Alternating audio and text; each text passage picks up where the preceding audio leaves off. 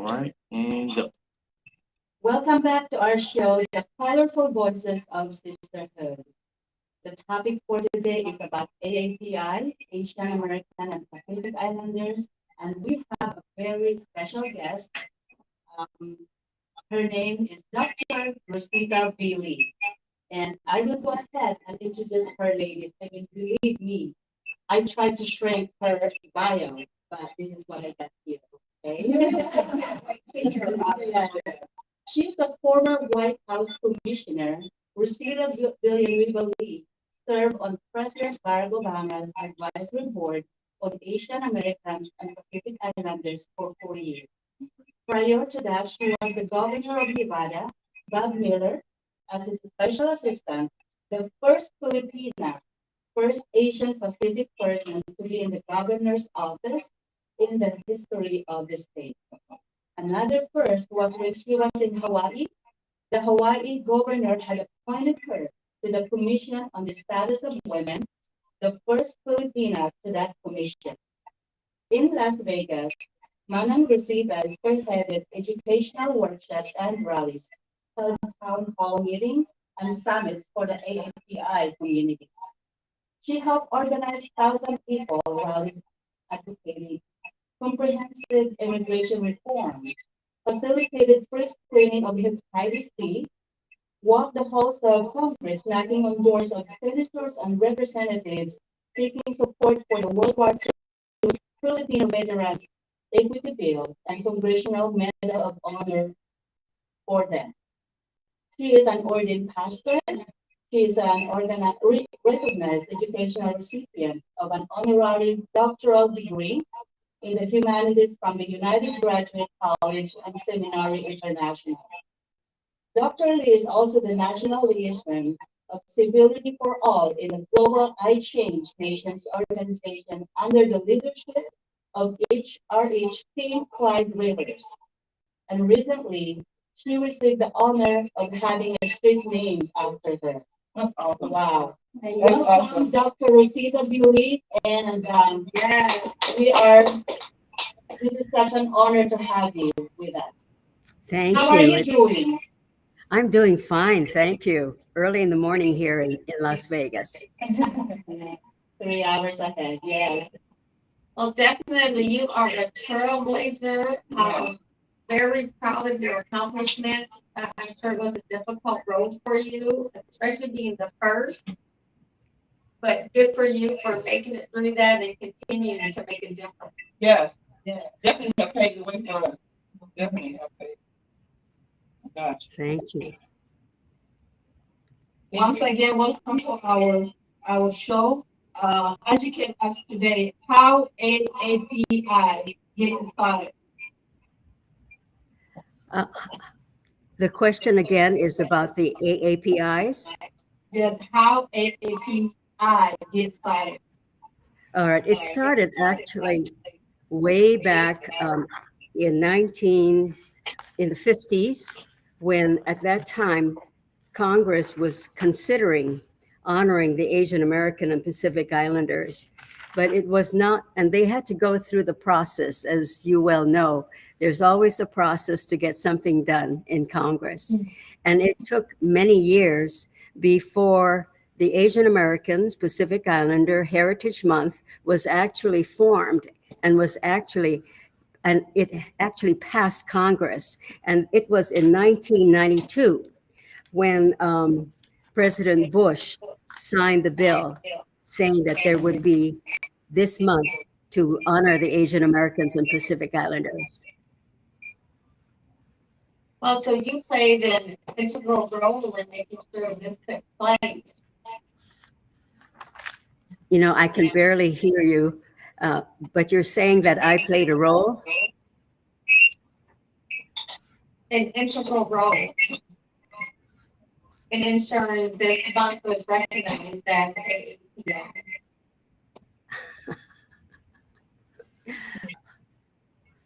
I'm going to answer the questions as best as I can, hearing you.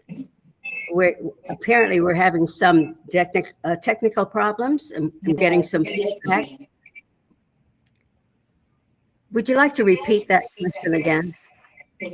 Yes, it sounds like you played an integral role in getting AAPI initiated and started for the United States. Oh, definitely. For as long as I can remember, working with members of Congress, we would have to educate them about what we're all about. And a lot of this is educating people and educating the powers that be that are going to take a vote on it. And so, yes, I'm very vocal. I like to be involved. I've always been involved. I believe that you must speak up in order Mhm. for others to understand what your beliefs are, in order to understand what you feel the community needs. And so I've always had that attitude about me to speak up and to say what is right for the people. Amen. Mhm. That's good. So what kind of challenges did you face, especially being the first one to initiate Well, the challenge is, recognition? yes, the challenge is that not too many people actually educate themselves about the different cultures here in America. There are many people in Congress, even to this day, do not know about us, about the Asian Americans. Because maybe they're so busy, they don't care to know about their neighbors. And so I have to say this, they're ignorant.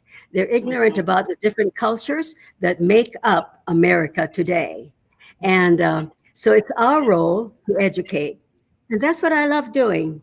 I've always wanted to be a teacher when I was a kid, and I'm forever teaching. That's great. Mana, now I told you guys later, earlier that Mana is what we call it our elder sister. So I'm gonna call her Mana because I've known her for quite a while. So my question, Mana, is as Asian Americans and Pacific Islanders have played vital roles in shaping the nation, right? But in the history of the US, what are some of the contributions of the AAPI? There are many, many contributions because we have a lot of inventors. We have Mhm. doctors, we have professionals, we have teachers. As a matter of fact, some of the things that we're using today, I understand, were created by Asians and specifically by Filipinos. I'm so proud about the Filipino intelligentsia because we are such an intelligent group. We have doctors who are all over the world. As you well know, the diaspora is huge. And we have doctors in almost every country, and we have nurses in every country. We have teachers right here in Las Vegas, for instance. We have about 220 teachers that have come from the Philippines, and they have been hired by our school district to teach our young people because we have a lack of teachers here. Many, many things. Are they allowed to teach the culture? Other Are they allowed to teach the culture? Actually, there are some restrictions. The time that they spend in the classroom is to teach the subject matter. And if within that subject matter they can interject some of the culture, they certainly will. And I'm really glad that that is happening among our teachers. Mhm. That's great. Because I think it gives us the chance to learn about each other's culture when we have time to interject it in there in all the settings. I'm sorry, I I could said I not think hear it because gives us you were a coming through chance garbage. to be able to learn about the different cultures and they allow the cultures to be taught in the school. So it gives us a chance to know the importance of all of us. Oh, Yes. yes. It's definitely important for all of us to get to know the other cultures that are living amongst us. I'm just going to go ahead now and just talk about our Asian American and Pacific Yes, Islanders, yes. how important it is.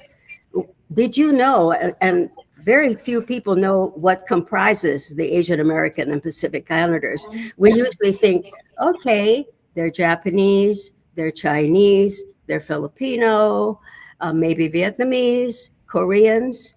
But are you aware that our Asian American Pacific Islanders also includes Armenia, people from Armenia, from Bahrain, from Cyprus, from Iraq, Israel, Kuwait, Lebanon, Palestine. It's amazing. Not very many people realize that. We're so used to the Asian Americans, the Pacific Islanders, Hawaiians, Samoans, the Tongans, the Fijians. And those are the dances and those are the cultures that are presented during the month of May when this was first introduced into Congress and then passed by Congress. And so it is up to us to educate people about the whole picture, the big picture of who makes up the Asian Americans and Pacific Islanders. And did you know that the back in 1587, the Filipinos were among the very first to immigrate from the Philippines? They landed in California. Actually, the reason why they landed there is that they jumped ship. They were on the Spanish galleons to work, and they decided to see the land, and then they jumped ship and made California their home. At that time, I believe California was still under the Mexican rule. They also landed in Louisiana. And so the Filipinos in Louisiana lived in the bayous. And there they went into the shrimp business because there's a lot of shrimp in Louisiana, in the Louisiana waters. And I feel very strongly that that's where our our seasoning, which is the um, bagoong, we call that the bagoong, and it's made there. And it's a paste, a shrimp paste that we use, and I especially like to use it with green mangoes. I eat that. Yeah. Yeah. So there's so many things to know about the Asians, and it's wonderful that we can talk about it. And it's wonderful that Congress actually did stipulate that they would celebrate us during the month of May. So what do you see happening up at Capitol Hill? What do you see them doing up at Capitol Hill to recognize the month On of Capitol May? Hill, in the month of May, they have so many summits going on right now. There's going to be a big party in DC, and almost every day or every week of this month, there's an activity. We have many, many Asian American groups there. NAFA is based there. NAFA is the National Federation of Filipino American Associations. And with NAFA, we have more than 4 million Filipinos living in America. And so, and we're spread out throughout all of the different states. But the National Federation of Filipino American Associations was established back in 1997 with its leader, Alex Esclamado. And his vision was to see that all the Filipinos living here would be empowered and to be empowered politically, especially. And that is why we are so involved in getting out the vote. And that's one of the things that I love to do is to educate people about the importance of the vote. And so for years and years, I have gone out and talked to organizations so that they organize themselves and they register people to vote. Of course, you need to be educated with that. So I work with the election department, and we got people to understand what it means to vote. We get them registered to vote, and we go to all different places to get this done. One of the places that we do here in Las Vegas is to go to the different markets, and Seafood City is one of the more popular places where we can get not only the Filipinos, but the that lives there. We have African Americans, we have Chinese, we have the Caucasians that live in the area. And now that we have the seafood cities here, they allow us to be in their stores to register people to vote. And we do that every day. We have groups that are stationed there and they register the people. And then we have to educate them. Mhm. We're on television, we're on print, we do what we can to let the public know we are nonpartisan. Mhm. We let, and that's very important to us. We have to be, and we are, and we believe in being nonpartisan. When you're nonpartisan, you can talk about all of the ideas, all of the ideals that both parties have. And also, of course, we have the liberals. But I have found that when people come to the markets, for instance, and we go up to them, we ask them, we have our pads. Mhm. We carry our pads. I'll never forget that. Clipboards. And they see us coming and they try to run away, but we follow them So, Ma'am, and we um, and we say, since "Can we that go you have shopping?" lived here, since that you You have know? lived here longer in the United Oh, States yeah. or in America, what challenges did you face as being an Asian woman? Or Oh, should I say, challenges for AAPI women in the US? all right. I personally didn't feel that many challenges, but there are challenges because especially for the women of color, if you're darker in skin color, it does affect how people react to you. And and for some reason, well, for instance, I'm Filipino. Let me talk about Filipinos, okay, for this thing. Because my skin is darker, I'm what they call kayumangi, darker skin. And then there's a lighter skinned Filipino, right? And so that's the part that where I felt some prejudice because the lighter skinned women as a child, and then growing up in my teens, being exposed to some Filipinos who were lighter skinned, for some reason they felt superior to me because I was darker skinned. And so naturally, you try to clean your face, wash your body to see if you can get any lighter to be accepted, right? As a child, you don't know these things, but that's a challenge. So if I find it a challenge in our community, what about the others where the whiter you are, supposedly the better you are, but it's not true. Does that answer it? Oh, yes. Yes, yes. And I'm glad you say that. And I think it's important for us to really say what AAPI is.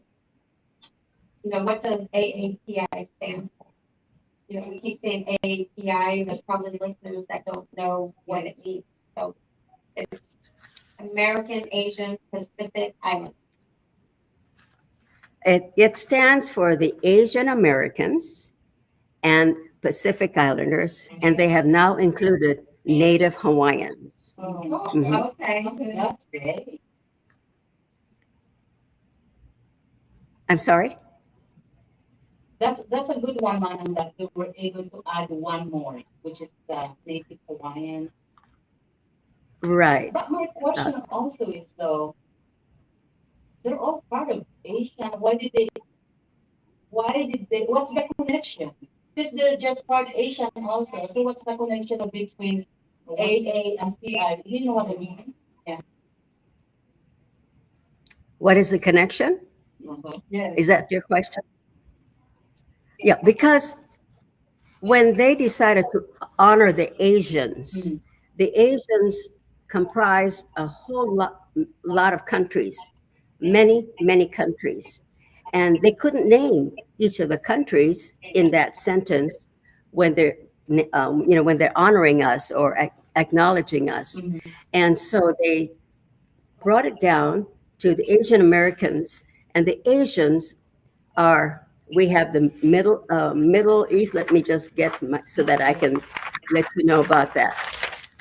We have the oh, I was writing and writing and writing. We have the East Asians, Mhm. the West Asians, we have the Southeast Asians, Mhm.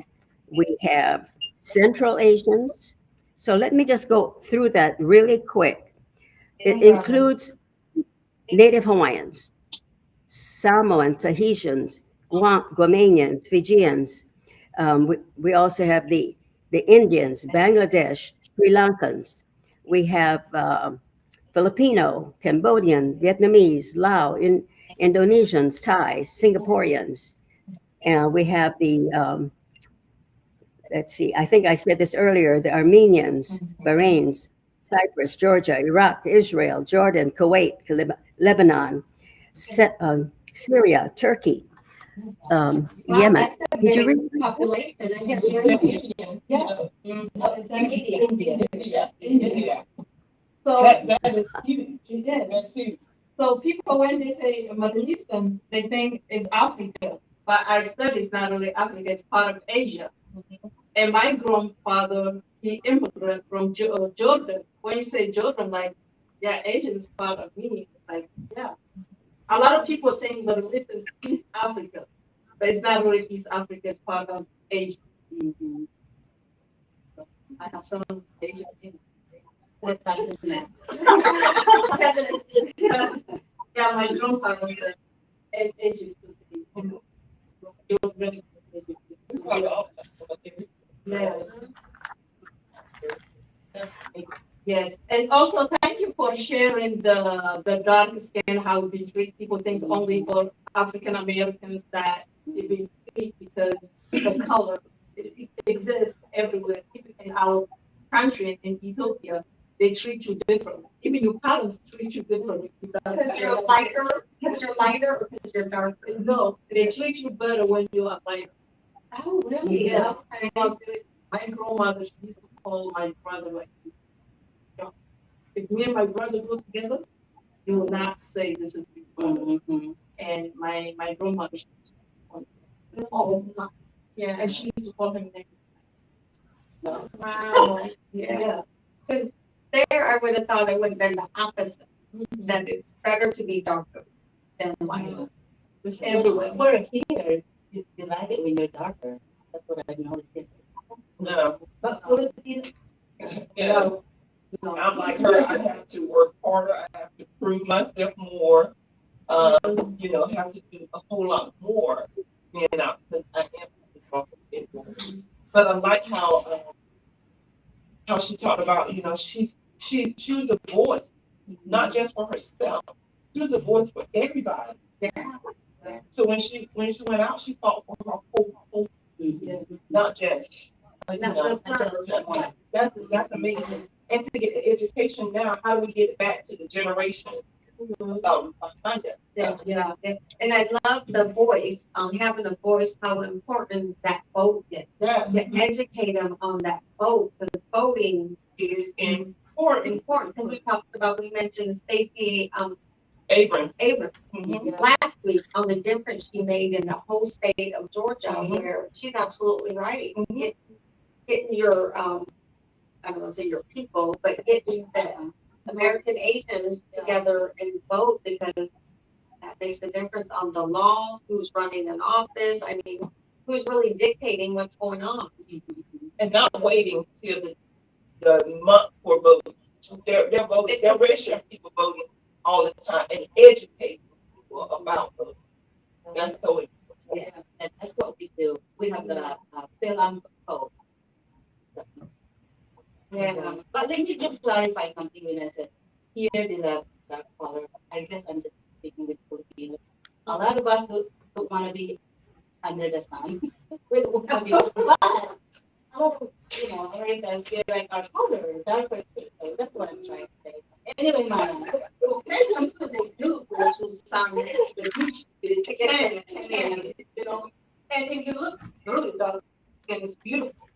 You will not expect, but some you will not expect. Same time, for some reason, I think our mentality is which when it comes to the beauty, we see different. It just We forget about the horror. We forget about the horror. yeah. Also, I would really like to point out what you said, Dr. Lee. You say about not knowing our neighbor who they are. And I think Asia and Africa, we have some similarities that we go to our neighbor. Sometimes you like we don't get invited. We just go, check, say hi, how you doing? You bring food, or if they have food, you go. You're just making food. It's like your house. So I think it's very important for Americans to adapt to the love, the care we have for one another as neighbors. And we really like, sometimes I want to go to neighbor people like taking food. I just say like, why are you here? You know, just that the culture that and here in the United States they have from another country. But as we are immigrants, we have that what we hold dear. That is the value that humanity and us. And it is very important for people to learn one another. Yes. So we are respecting each other's culture. Culture, You know, yes. we have learned respect your culture because that's what they do. You know, I may not eat God, who's not that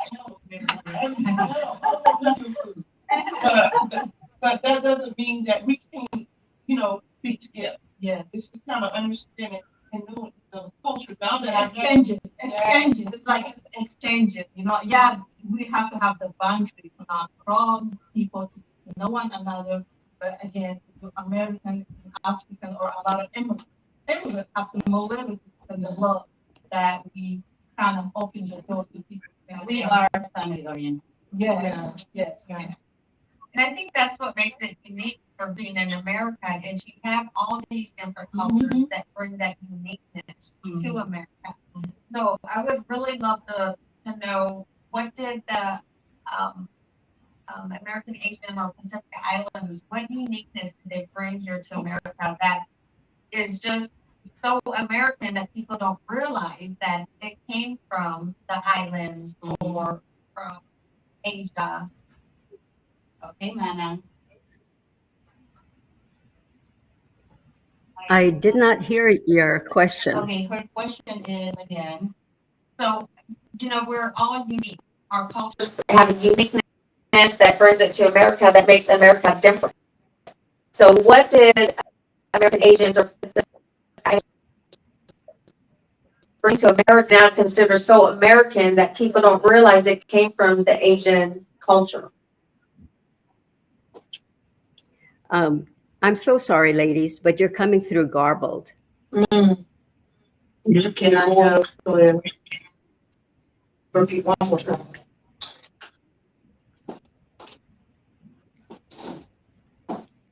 Okay, can you hear me now?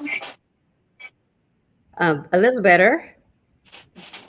So there's a I, that cultures bring to America that makes America so special because we have all these different cultures.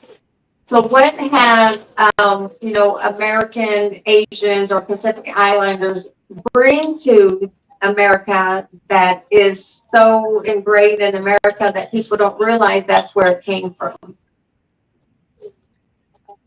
it is, and this is what I'd like to express. It is our, for the Hawaiian people, for the Pacific Islanders, what we bring is the aloha spirit. Aloha meaning, and I'll express that, the first three letters of that word, ALO, means in each other's presence, face to face. And the last two letters, HA, is ha, which is the breath of life.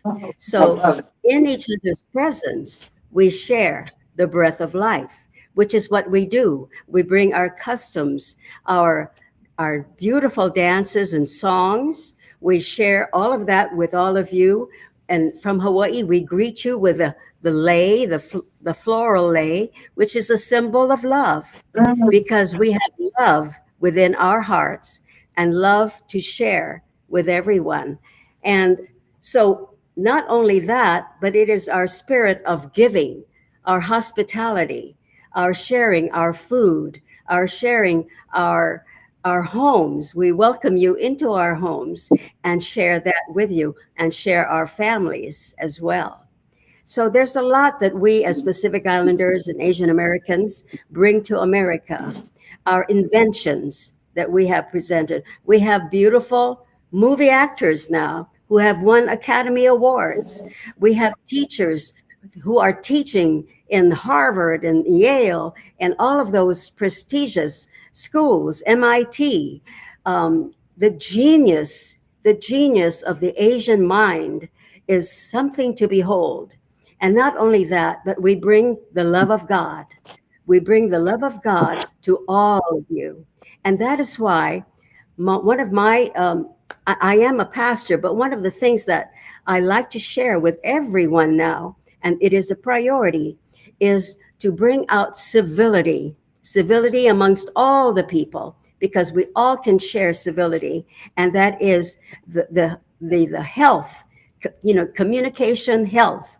And so what I do is we go out and we have workshops, we have meetings, we talk about civility amongst ourselves, and especially among the legislators. I was in Carson City here in Nevada with the legislative session, during this legislative session, and I could see that we really need to practice civility amongst ourselves, because we need that love, that ability to have dialogue. Even though we might have differences, we can sit down and have calm and have dialogue one with the other. And so that has been my priority, to spread that around the world, not only in Nevada, but throughout the world globally. And that's what I intend to do. Yeah, and I love that when you're talking about, sitting down and having the dialogue, because there's so much that each culture can bring to a table of discussion, and so much understanding that needs to take place. So I think Yes. every chance you have an opportunity to talk about your culture, I mean, people around you want to know it and hear it. I know I do personally too. Yes. There's so much to share. There's There really so is. much to share. And I loved listening about the indigenous people the last week from you when you were explaining that. And that Yeah. was wonderful. I haven't had a chance to hear the other women, but I do kudos to all of you for having this program so that we can understand one another better. And thank you to Agnes for inviting me. It's awesome. It's awesome. Yeah, thank you. But I have one more question, Manang. During your service under President Barack Obama's administration, um, the I know that you have accomplished a lot of things. I know that. But what is one thing that you are most proud of? It's so difficult because during President Obama's term, his administration accomplished a whole lot for the Asian Americans. One of the more important ones is the Obamacare, having health insurance, because there are so many underprivileged, underserved people who had no insurance. And, we have to keep our health, right? But many times we get sick, but we could not go to a doctor. We could not go to the hospital. We couldn't go to clinics. We couldn't go emergency because we didn't have the pera, the money to pay for that. And so with this Obamacare, he opened it up so that more and more people could afford health insurance. That was really important. Protection of civil rights. He made sure during his administration that we, people of color, Asian Americans, African Americans, the whites, that we had the ability to be able to know that our rights as American citizens or as people living here in America had rights to live fully, to live in health, to live in good spirit, and to know that we have the protection. So, gosh, let's see, what else did we have? Expand. We expanded the healthcare. Oh, we also have, I can go on and on and on. We help the people as far as immigration was concerned. We help the students. We help the people from other countries that were brought in as children. We call them the DACA. We brought them made it allowable for them to stay and to get their education. And then we also help people to work towards getting their green card.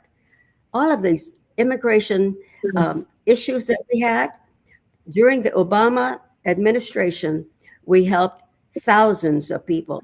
We provided also millions of dollars to help the underprivileged. These are things that people don't remember or they don't want to remember, maybe, but we also helped the Filipino World War II veterans. We made it possible for them to have their families come and help them here in America. There were some instances where they had been waiting for years, 15, 20 years, to get their visa to come over. Yes. Well, with special bill, we allowed for the family member to come from the Philippines to come here to America to take care of the Filipino World War II veteran, their grandfather, their uncle. And that was important to us. We also helped to actually honor our Filipino World War veterans. They fought this in the same war. They were, President Roosevelt at that time said we needed help during the war. And so they were put into the army. They got the same bullets that the American soldiers had. And they were promised that they would get benefits, the same benefits that the American soldier was getting. But in 1946, it was rescinded and benefits stopped. So I and others had been working to get some of these benefits restored. And it's taken a long time. It's taking a long time for it to happen. But we know that in the hearts of our veterans, in the hearts of the families of the Filipino World War II veterans, that they loved America enough to fight for America so that we had our freedom. And yet they were turned against. Yeah. So I'm still fighting. We're going to try to repeal the Rescission Act. And but those are some of the things that I like to educate people about and get the support of our senators and of our representatives so that that can happen.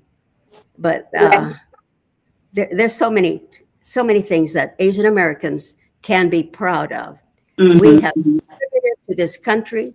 We have spent our money here. The economy is great because Asians like to spend their money on good things. They like to spend their money on beautiful homes. They like to spend their money on education. And so we are contributors of the economy. You are such a phenomenal woman, Manang. I mean, you have helped a lot in our community, not just in our community, but as a whole. Yeah.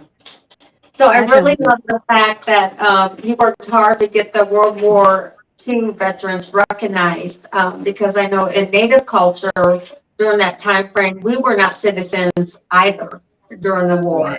Right. We, our code talkers really helped save the war because of the code that was unbreakable. So Yes. it's good to know that you guys are fighting. It's sad that you guys have to fight for what was promised to them. But I'm glad you're out there fighting for them, because otherwise people wouldn't be fighting for them to get the benefits restored to them. So thank you for doing that. I remember when I was still in Utah, Manang, as a chair of the NAFA, National Federation. Yeah, we were able to get our senators and congressmen sign to get their signatures, as we were doing like 5 years ago, I think. So Yes. I remember that because I went to Utah. Yeah. We did ask Congress to give our living Filipino World War II veterans the Congressional Gold Medal. And it meant for us to make calls because these congressmen and senators, many of them were not born. They were born way after or didn't even know the history. And again, education, education, education. And I love doing that because, when I see a senator, and they say, "Really? They fought for us, for America?" And I say, "I'm sorry, sir, that you don't know about it, but you should know about it. So let me tell you." Yeah. And then I sit down and I tell them the history.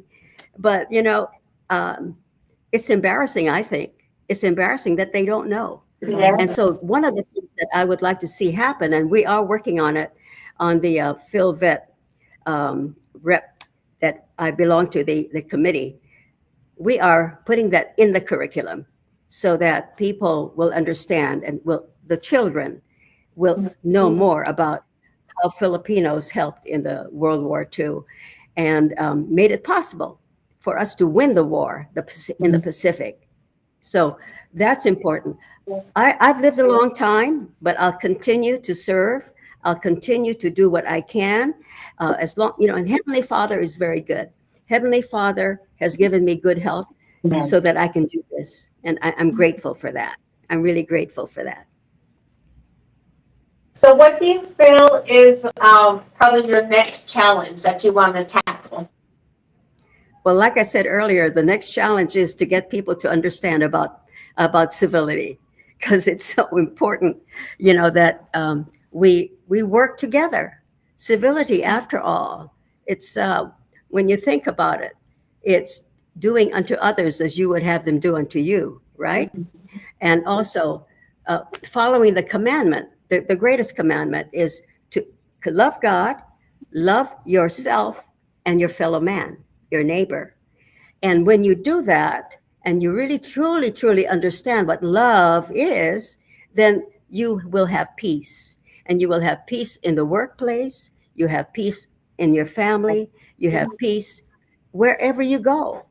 And that's my challenge, is to get that education into the systems of education, the systems of government, the systems where people will hear, they will feel in their hearts and get to know to share the love of God. And that's what I'm all about. That's powerful. One more question, Mana. How does it feel to have your own street named after you? That came as a complete surprise to me. And I didn't know how to feel, to tell you the truth. I said, "Really?" Because I saw it in paper when a friend had sent this record to me, and he asked me. He says, "Manang, is this you, Rosita Lee Avenue?" And I looked at it and I said, "Really? I didn't know." And then so we investigated, and we found, yes, it is me that this street was being named after. And it was the Uncommons Development Company here wanted to name at least 5 streets for representatives of the Jewish community, the African American community, the school district, Asian American community, uh, Hispanic community. So I said, "Well, how did they choose me?" I was really humbled. I was really humbled when I found out that it was me that they were naming the street for. And what they did is that they had gone to UNLV, and they created a search committee. And the search committee then looked up records, interviewed people, made up lists and lists and lists of names for all of these communities. And they ended up, I guess, because my name came up so often and some of the things that I have done, and they chose me to represent the Asian American Pacific Islander. So I was very, very humbled by it. And I say, it's only God. It's really God that made that possible. It was, and I'm humbled by it. You're well deserved. Very deserving. I really like that community involvement, because I believe the education she's getting out helps everybody get the information out. Yeah. Help everything, that community involvement. Yeah, especially the voting part. Yeah. And a lot of people, because we hear so much controversy over Obamacare, and a lot of people don't realize, if you were in that category that didn't have health insurance or can afford to go to the doctor, they don't understand the significance of Obamacare for millions of Americans. So I'm glad you mentioned that. Yes. He stood that up for millions to have health care. And I think that's one system that we do need to revamp is our Yes. health system. Mhm. Especially when you compare to other countries, Yep. how they And could it's go so much for better. free and their medication is so much Mhm. cheaper. We got to get to that place where every American can go in and afford medicine, can see the doctor. So I can't wait for that day to come. Maybe you can Yes. put that on your list too. Thank you for adding to my list. But whatever challenge comes up, I always ask Holy Spirit to help me through it, and He does. And so I love the challenges that come. And one of the things that I have found, and you had mentioned it, and I think among you, whenever you're angry about a situation in your city, in your hometown, and when you're angry and you don't do anything about it, when you know what is right, that's where it's wrong. You need to be civically engaged. And I say this, and this is how I talk to the people. Don't grumble. If you're not going to help with it, don't grumble. Just zip it, because you don't have a right to grumble. Right. So I ask people to be engaged, to talk, first of all, to meet amongst themselves, find out what is it that we can do? Who can we go and see? So we knock on doors, we go as a group. I have no fear. I have no fear. I can go and see somebody by myself. But that's not as effective as having hundreds of people with Yes. me knocking on that door. And when they see little me, and then they see the hundreds behind me, beside me, around me, of course they're going to listen, right? That's what I love to do. And Yeah. that's what I do. Yes, I like what you say. If you cannot be the solution, at least don't be the problem to cause, Yes. And we have things going on in our life, but if we cannot be the solution to the problem, just don't do nothing, just to stay back and don't cause. Hmm. So that's really good. Yeah. Just say Hmm. it or do something. Yes. If you cannot do it, at least don't be helpful. Don't be the problem. Well, well, that's why the power of the vote is so important. The power of the vote, because when you have an issue and your particular congressman or senator isn't helping you or doesn't care to help you because they're either selfish or they're not listening, they forget that they were voted into office, Yes. and you have to remind them, hey, we're here, we're your constituents, listen to us, please. And unfortunately, the almighty dollar Yes. has come into place, Yes. and they threaten us with that, and that's not a good issue. That is not a good issue, but somehow we're going to be able to overcome that, and by everybody getting involved with the thousands and thousands of people here in America, because we have millions and millions of AAPIs, millions. And we have found out that in this particular case here in Nevada, it was because of the AAPIs, the Filipinos in particular, that helped to push this senator over the hill and win her battle and got into position. How do I know that? Because we look at statistics. We look at statistics. Disaggregation of numbers of all of the AAPIs is very important. And so we asked for disaggregation, and so that we know where the Filipinos, the Chinese, the Vietnamese are in numbers. That's how we know that we counted. We counted. and we could go to the senator and say, see, these are the number of people that are registered to vote, and these are the number of votes that you got from us. So it's important to have statistics. And I say this to everyone, the leaders especially. If you're a leader, get to